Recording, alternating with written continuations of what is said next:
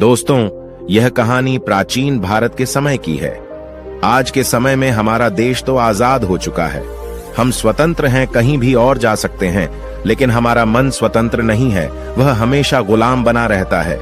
हम शारीरिक रूप से तो स्वतंत्र हैं, लेकिन मानसिक रूप से हम गुलाम होते जा रहे हैं। मानसिक पीड़ा से हम ज्यादा परेशान रहते हैं।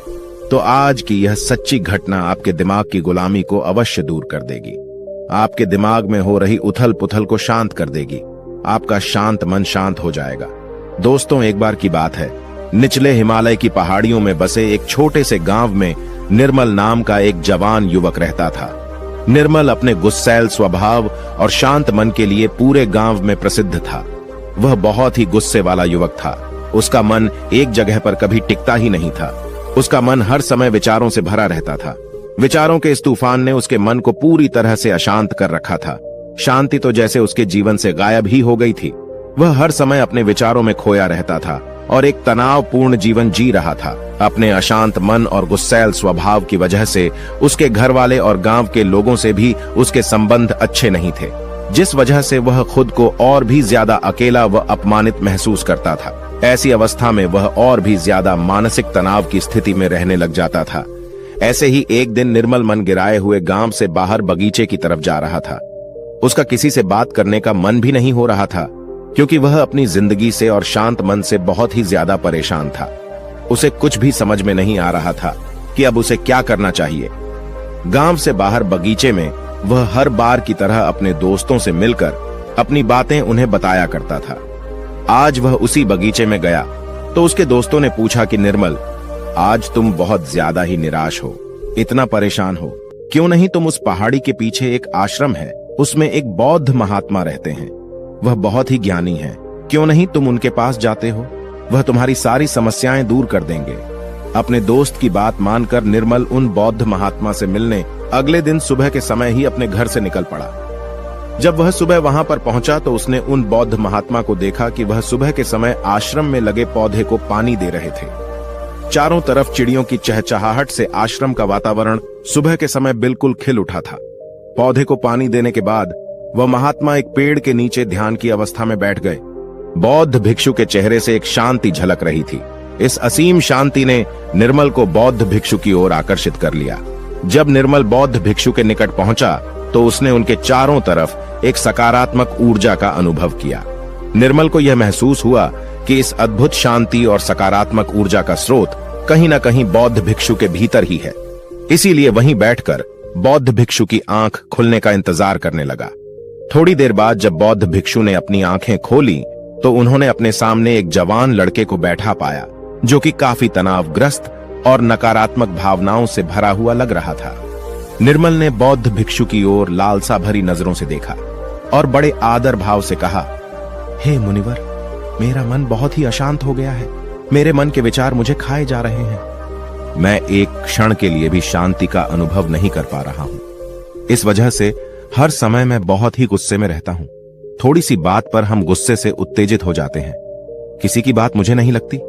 कृपया क्या आप मुझे सिखा सकते हैं कि मैं अपने इस अशांत मन को शांत कैसे करूं? गुरुदेव, कोई उपाय बताइए मुझे। बौद्ध भिक्षु ने निर्मल के दर्द को समझते हुए उसकी ओर देखा और कहा, मेरे प्यारे बच्चे, तो तुम भी अपने मन की चाबी किसी दूसरे के हाथ में दे दिए हो और आज तुम भी गुलाम हो गए हो। निर्मल को महात्मा की बात कुछ समझ में नहीं आई। उसने कहा, गुरुवर, यह मन का गुलाम और चाबी क्या है? कृपया मुझे विस्तार से समझाएं। बौद्ध महात्मा ने कहा, निर्मल, मैं तुम्हें एक कहानी सुनाना चाहता हूं। इस कहानी में मानसिक शांति और खुशहाली के सारे रहस्य छुपे हुए हैं। क्या तुम इस कहानी को सुनना चाहोगे? निर्मल ने हां करके अपना सर हिला दिया और पूरी एकाग्रता के साथ कहानी सुनने को तैयार हो गया। उसके अंदर की उत्सुकता अब अपने चरम पर थी। बौद्ध भिक्षु ने कहानी सुनानी शुरू की। बहुत समय पहले की बात है। एक नगर में संता सिंह नाम का एक आदमी रहता था। संता बहुत ही महत्वाकांक्षी व्यक्ति था। उसके हर काम में लोगों से ही सुनने मिलती थी। लोग उसकी और उसके काम की खूब तारीफ किया करते थे। अगर उसे किसी काम में असफलता या लोगों से बुराई सुनने को मिलती थी तो वह घर चिंता और तनाव में चला जाता था। वह छोटी छोटी बातों पर बहुत ही परेशान हो जाता था। उसका मानना था कि सफलता और भौतिक संपत्ति उसे मनचाहा सुख देती है। लेकिन संता सिंह जितना ही सफलता और तारीफ के पीछे भागता रहता था, वह उतनी ही गहरी मानसिक तनाव में डूबता जा रहा था। जब उसके काम की कोई तारीफ नहीं करता था तो वह बहुत ही ज्यादा परेशान हो जाता था। एक दिन अचानक ही उसका सामना उस समय की एक बहुत ही प्रसिद्ध बौद्ध भिक्षु से हुआ, जिनका नाम महाकौशल था। महाकौशल अपने हजारों शिष्यों को ध्यान साधना की शिक्षा दिया करते थे और वह खुद भी एक बहुत ही बड़े ध्यानी और आत्मज्ञानी व्यक्ति थे। महाकौशल की अद्भुत एकाग्रता और स्थिर शांत चित्त से प्रभावित होकर संता ने उन्हें अपनी भटकते मन को शांत करने का तरीका जानना चाहा। संता ने कहा, हे महात्मा, मैं हमेशा सफलता के पीछे भागता रहता हूँ और लगातार और भी अधिक पाने के लिए प्रयास करता रहता हूँ, फिर भी मुझे कोई स्थायी संतोष नहीं मिल पाता। मैं सफल भी हो जाता हूँ, लोग मेरी तारीफ भी करते हैं, लेकिन मुझे अंदर से संतुष्टि नहीं मिल पाती है। मेरा मन भटकता रहता है। हे गुरुवर, मुझे इस बेचैनी से और इस शांत मन से छुटकारा पाने के लिए कृपया करके कोई उपाय बताइए। बौद्ध महात्मा ने उसकी तरफ करुणा भरी नजरों से देखा और उत्तर दिया, तुम्हारा मन शांत नदी की तरह है, जो हमेशा बहता और दौड़ता रहता है, कभी भी स्थिर नहीं रह पाता। अपने अशांत मन को शांत करने के लिए तुम्हें अपने विचारों को बिना किसी रुकावट के जाने देने की कला सीखनी पड़ेगी। संत ने कहा, हे महात्मा, लेकिन मैं विचारों को कैसे जाने दे सकता हूं? आखिर मैं भी तो अपनी इच्छाओं और महत्वाकांक्षाओं से जुड़ा हुआ हूं। यह सुन भिक्षु महाकौशल मुस्कुराए और बोले, कल्पना करो कि तुम्हारे हाथ में पानी से भरा हुआ ग्लास है। अब तुम जितनी देर इसे पकड़े रहोगे, यह उतना ही भारी होता चला जाएगा, और अगर तुम काफी लंबे समय तक इसे पकड़कर रखोगे तो तुम्हारे हाथ में दर्द होना शुरू हो जाएगा। लेकिन अगर तुम अपनी पकड़ ढीली करते हो और इसे जाने देते हो तो इसका भार खत्म हो जाएगा। निर्मल अपने गुरु द्वारा सुनाई जा रही कहानी और उनके संदेश को बड़े ही ध्यान के साथ सुन रहा था। वह समझ रहा था कि अपने विचारों और इच्छाओं से चिपके रहना ही उसके अशांत मन का कारण है। यह भी एक कारण है जिसकी वजह से उसका मन अशांत है, क्योंकि निर्मल भी संत की तरह ही विचारों को पकड़कर रखता है। छोटी छोटी बातों पर बार बार विचार करता रहता है, जिससे संता की तरह ही उसका मन भी बेचैन रहता है। गुरु कहानी सुनाने जा रहा था और निर्मल सुनते जा रहा था। गुरु ने कहा, बौद्ध भिक्षु, महाकौशल की बातें उस संता को बड़े ही अच्छे से समझ में आ रही थी। बौद्ध भिक्षु महाकौशल की सलाह को मानते हुए संत अपने विचारों को जाने देने का अभ्यास करना शुरू कर दिया। वह अपने विचारों और भावनाओं को बिना किसी पूर्व निर्णय के जाने देता। संत के मन में बस विचार आते और थोड़ी देर उसके दिमाग में रहते और फिर चले जाते, क्योंकि वह उन विचारों को अपने दिमाग में बैठने नहीं देता था। जब विचारों को दिमाग में बैठने की कोई जगह नहीं मिलेगी तो विचार खुद ब खुद अपने आप चले जाएंगे।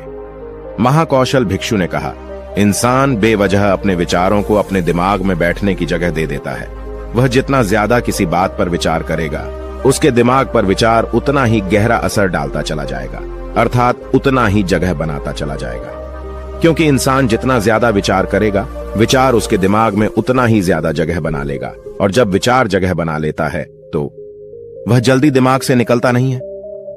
महाकौशल भिक्षुक ने संता से कहा कि जो चीजें घटित हो चुकी हैं, जो घटनाएं घटित हो चुकी, या जो कुछ तुम्हारी जिंदगी में हो चुका है, तुम्हारे साथ चाहे वह कितना भी बुरा क्यों ना हुआ हो, अगर अब आप उन विचारों को अपने दिमाग में बैठने देंगे, उन पर विचार करेंगे, तो आपका दिमाग कभी भी शांत नहीं रहेगा, क्योंकि जो घटनाएं घटित हो चुकी हैं उसे आप बदल नहीं सकते हैं। चाहे मैं कहूं कि जैसे बारिश हो रही है, यह भी एक घटना ही है। अब बारिश हो चुकी है और हम सोचे ना हुई होती तो ज्यादा सही रहता, तो इस बात का कोई मतलब नहीं रह जाता। अब बारिश हो चुकी है, अब तो जो होना था हो गया है। उसी तरह से अगर आपकी भी जिंदगी में कुछ बुरा हो गया हो तो अब वह बुरा तो हो चुका है।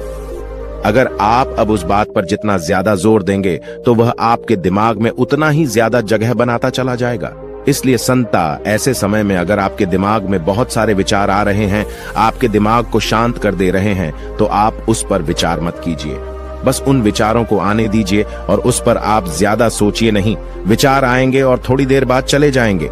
जब उन्हें आपके दिमाग में बैठने की जगह नहीं मिलेगी तो खुद ब खुद विचार आपके दिमाग से दूर होते जाएंगे और आप फालतू की बकवास से अपने आप को बचा लेंगे। कई बार कुछ लोग छोटी छोटी बातों पर बहुत ज्यादा ही सोचने लग जाते हैं, फिर वह उतना ही ज्यादा परेशान रहते हैं। महाकौशल भिक्षु ने कहा, संता, अब तुम खुद ही अपने आप को देख लो। तुम यही सोचते हो कि लोग मेरी तारीफ नहीं कर रहे, या जिस दिन तुम्हारे काम की तारीफ हो गई तो उस दिन तुम्हें बहुत ही अच्छा लगता है, लेकिन जिस दिन तुम्हारे काम की तारीफ नहीं हुई तुम्हें बहुत खराब लगता है। अर्थात तुम अपनी जिंदगी की खुशी खुद दूसरे के हाथों में सौंप दिए हो, अपनी खुशी दूसरों के हाथ में सौंप दिए हो। तुम्हें क्या मिल जाएगा अगर कोई तुम्हारी थोड़ी तारीफ भी कर देगा? वह तुम्हें थोड़ी देर के लिए शांति तो जरूर देगा, चंद पलों के लिए, लेकिन उसके बाद तुम फिर अपनी तारीफ पाने के लिए दोबारा से वही काम करने लगोगे। पूरे दिन पूरी रात तुम इसी सोच में बिता देते हो कि मैं कितना बढ़िया काम करूं कि लोग मेरी तारीफ करें, या ऐसा क्या करूं, कितना बड़ा बन जाऊं कि लोग मेरी तारीफ करें। ये विचार तुम्हारे दिमाग में जगह बना बैठा है। इस विचार से तुम हमेशा परेशान रहते हो।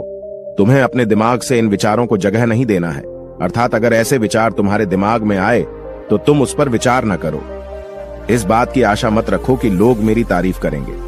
यही आशा ही तुम्हारे दिमाग को अशांत कर दे रही है।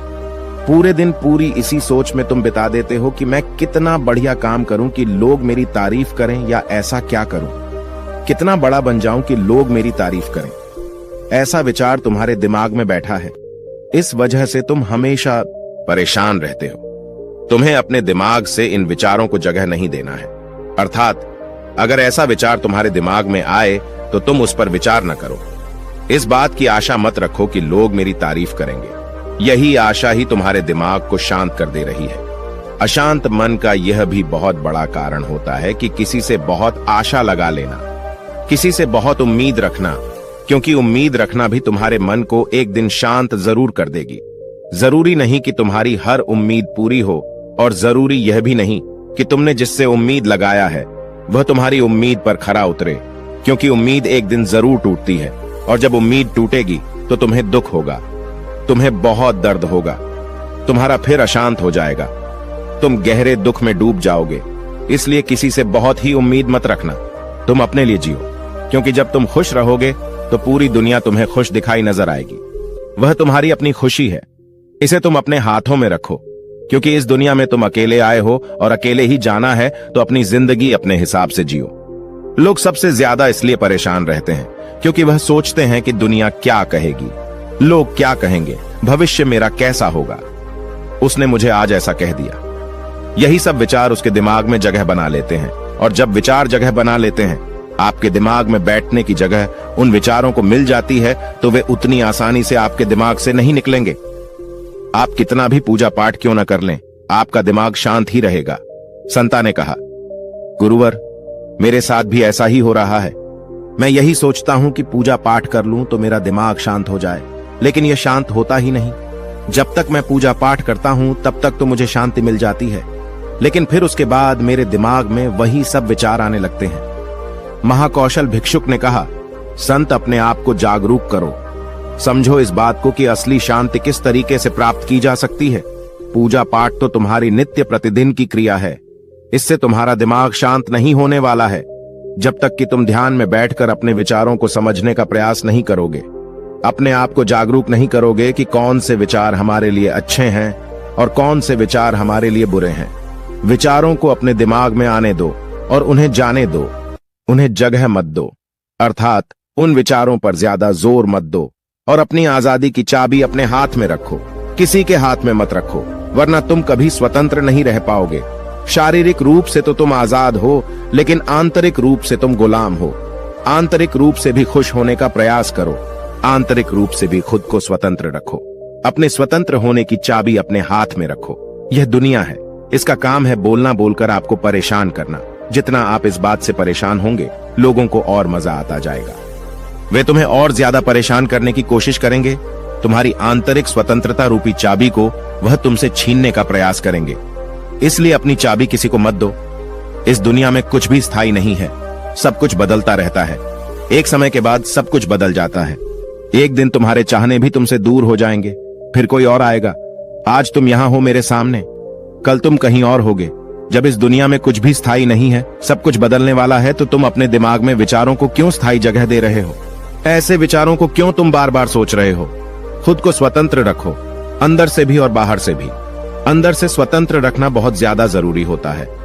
महाकौशल की बात सुनकर संता को सब उत्तर मिल चुका था। इधर गुरु ने कहानी का अंत किया और कुछ देर शांत होकर निर्मल से पूछा, निर्मल, कुछ समझ में आया तो? उत्तर मिला कि नहीं, निर्मल तो मानव एक मूर्ति के समान। वह गुरु को एकटक देखता ही जा रहा था। उसके मुख से कुछ भी निकल नहीं रहा था, क्योंकि ऐसी बातें आज से पहले वह कभी किसी के मुख से सुनी नहीं थी, या ऐसी कहानी अपने गुरु के मुख से सुनी कि जो शायद उसे जीवन की सच्चाई बता गई। शायद उसे जीवन का रहस्य भी पता चल गया। वह बिल्कुल मौन हो गया था। कुछ देर बाद निर्मल ने अपनी चुप्पी तोड़ी और कहा, हे गुरुदेव, मेरा कोई प्रश्न नहीं बचा है। अब आपसे विनम्र निवेदन है कि मैं भी आपके साथ इसमें कुछ दिनों के लिए रहना चाहता हूं। मुझे तो इस दुनिया की काफी सच्चाई पता चल गई और मैं आपके साथ रहकर खुद को भी जानने का प्रयास करूंगा और लोगों को भी इस शब्द के बारे में बताऊंगा। इस रहस्य के बारे में उन्हें